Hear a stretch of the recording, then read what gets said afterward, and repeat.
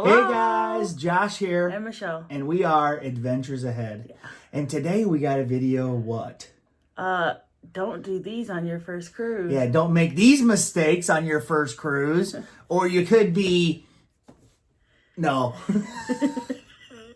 No, so Josh and I were talking the other day. Yeah. We haven't cruised in a long time. No, it's like we're going to be making some noob mistakes. What Yeah. noob means amateur mistakes on a cruise. Yeah. So we got to thinking well, what's some mistakes that people, first-time cruisers make because they don't know? Yeah. What are some mistakes we made? Yeah, and what's some mistakes that we're probably going to make again? Yeah. We'll talk about the one major one that we were already talking about. Yeah. I think we both know. We're staring each other in the eyes.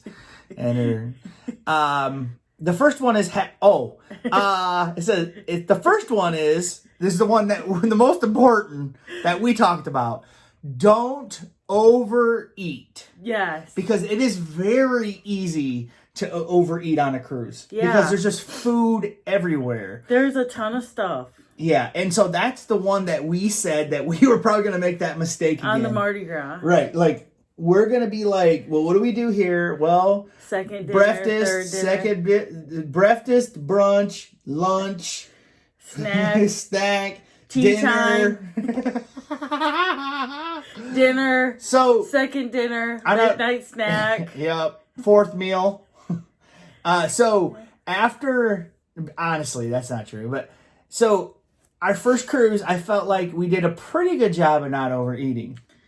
But our second cruise on the Fantasy, forget about it. Nuts. Yeah, forget about it. So, that's one of the major ones. And then you just can't do stuff. Yeah, you're just too full. So, and then you're like, oh man, now I don't feel like going to the show, or now I don't feel like doing this, or now I don't feel like tying one on, having drinks now. Right, can't drink. Right. So that's what stemmed the whole conversation. Right. The number one for us is, there's no numbers, but do not overeat. Yeah. Right.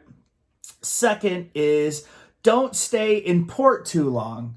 Now, the ship will leave without you, especially now if you're on a Carnival brand excursion, the ship will wait for you no matter what. But if you're just out freaking hanging on the beach that you took a taxi to, or you went on your own excursion, or you did this or that, the ship will leave without you. Absolutely. Also, our rule that we like to stick by is we like to be back to the ship no later than 1 hour before the ship is going to leave. Mm-hmm. Then we stick to that. So, and sometimes it's much earlier. It's 2 or 3 hours before.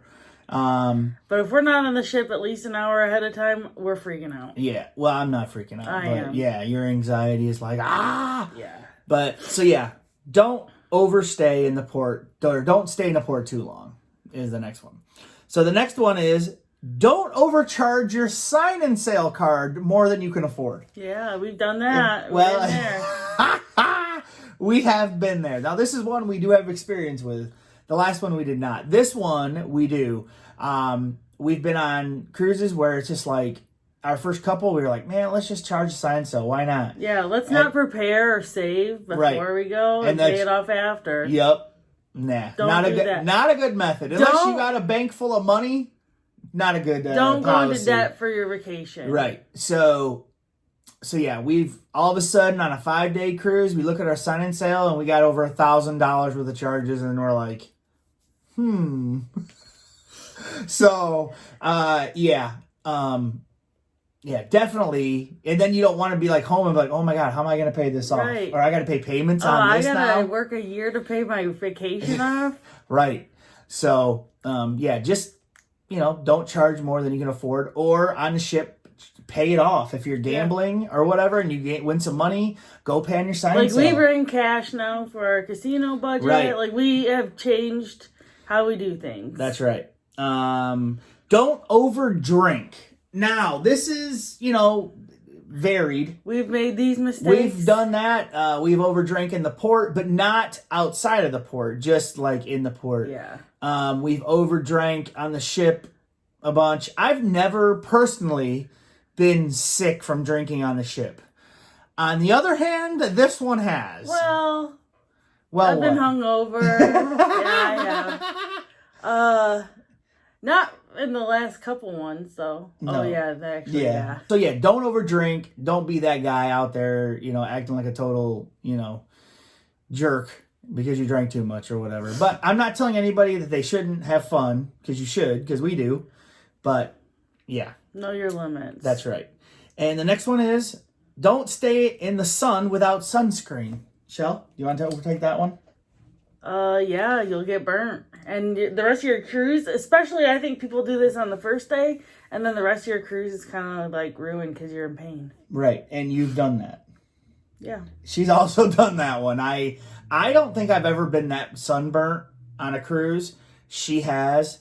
And I'm thinking of a certain moment was when we went to Jimmy Buffett's Margaritaville in Grand Turk. But the problem is I do have sunscreen on. So, like, for me, I know I need a rash guard. Right. And also she needs to reapply the sunscreen. I do. Right.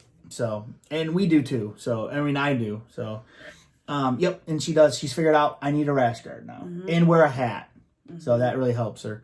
So the next one is don't overpack. So we do that. We overpack. But not to the extent that we're like having like a ton of luggage or something. No. We just stuff our luggage full. Right. Like some, and a lot of times we drove, so it wasn't an issue. But definitely if you're on a plane, you can't overpack. So, but yeah, I mean, you really, I know some people like to overpack, but for the most part, there's no need for it. I mean, there's laundry options, Yeah, so there's really no need for it. You really don't need a ton of stuff. Right. So, the next one is don't travel the same day as your cruise.